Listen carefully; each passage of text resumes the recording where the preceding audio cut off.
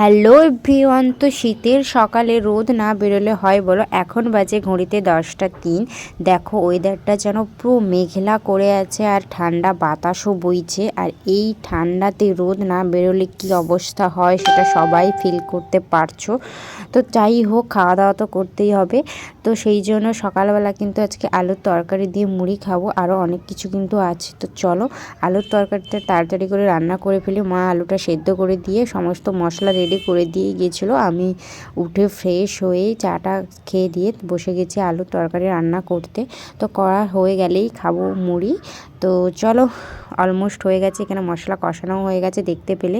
এবারে আলুটা দিয়ে একটু নেড়ে দিলেই ব্যাস আমার তৈরি হয়ে যাবে গরম গরম আলুর তরকারি। তো কার কার আলুর তরকারি এই সকালে মুড়ি খেতে ভালো লাগে অবশ্যই কমেন্ট করে জানাও। দেখো আজকে কিন্তু ব্রেকফাস্টে অনেক কিছু আছে, পরোটা আছে, পাটিসাপটা আছে। তো এখানে আমি, মা, ভাই আমরা সবাই খেতে বসে পড়েছি। তো চলো টাটা, দেখা হচ্ছে নেক্সট ভিডিওতে, বাই।